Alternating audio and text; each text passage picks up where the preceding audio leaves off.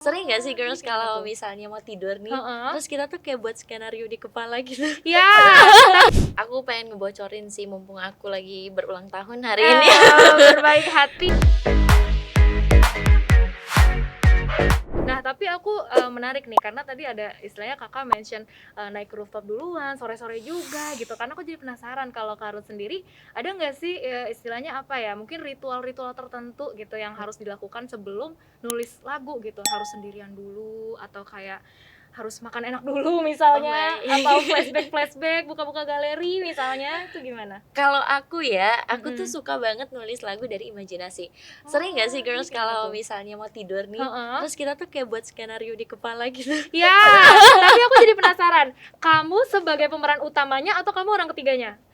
Pastinya pengen Pemeran jadi pemeran utama dong, kan pikirannya kita sendiri kan. Jadi dengan cara itu kayaknya oke nih tambah-tambahin bumbu aja. Iya banget lagi. Aku juga gitu soalnya. Dan itu seru banget. Parah. Bener kan? Iya, Apalagi kalau sebelum lagi tidur. kasmaran sama satu orang, terus kayak ngebayangin, wah future-nya sama orang ini gimana. Waduh. Kira-kira kayak gitu. Iya. Maaf ya rahasianya aku bongkar. Nggak apa-apa. It's okay, kayaknya banyak yang relate juga sih gitu kan. Hayo ngaku girls.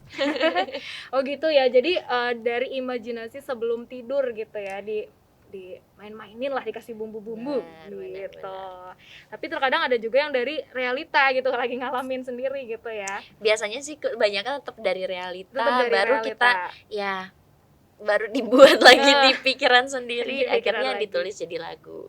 Oke, nah kalau itu kan tadi dari proses penulisan lirik. Kalau recordingnya sendiri Kak, kira-kira itu berapa lama dan ada mungkin kendala-kendala atau justru malah lancar-lancar aja nih? Kalau recordingnya malah juga sebenarnya lancar banget, Mm-mm. semuanya tuh sesuai dengan apa yang sudah kita harapkan dari awalnya, udah terplanning gitu lah ya. Jadi kita waktu recording itu udah berapa bulan setelah lagunya jadi malah. Jadi kita udah nabung apapun yang akan kita buat ke depannya. Oh gitu. Kayaknya baru-baru deh sebelum dirilis, kayak bulan lalu, 2 bulan lalu kita baru selesaiin itu 1 hari. Tapi emang masalah mixing gitu-gitu yang kadang tuh kayak tektokan untuk sama produser Itunya yang butuh lain waktu juga, ya.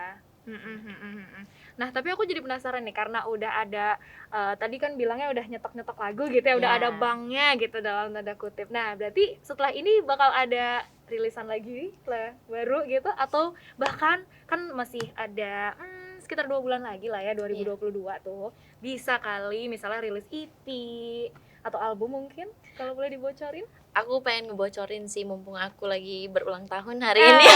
Berbaik hati gitu ya. Rencananya Dengan bakalan bocorin ada karya. Kak, bakalan Oke. ada di bulan November ini. Wow. Pokoknya sama seseorang yang nih spesial November. juga. Tapi yang paling dekat tuh sebenarnya kita udah selesai nyiapin dari video klipnya The Way You Move. Video klipnya. Iya. Aku juga penasaran tuh. Soalnya kalau nggak salah dari rilisannya juga aku baca bakal dimanjakan lewat audio dan visualnya juga. Benar. Betul. Belum boleh dibocorin nih ya, istilahnya nonton aja langsung gitu ya. Nanti nonton aja langsung. Itu kapan tuh Kak? Di YouTube-nya gitu istilahnya. Segera banget ya. di bulan-bulan ini. Langsung aja subscribe hopefully. deh YouTube-nya Kak Ruth gitu ya. Nah, aku mau nanya soal nilai keberhasilan dari sebuah lagu gitu. Kalau menurut Kak Ruth tuh yang kayak gimana sih? Mungkin yang mencapai berapa puluh ribu viewers misalnya, atau streamers, atau kayak yang udah yang penting sampai deh ke hati pendengar gitu misal.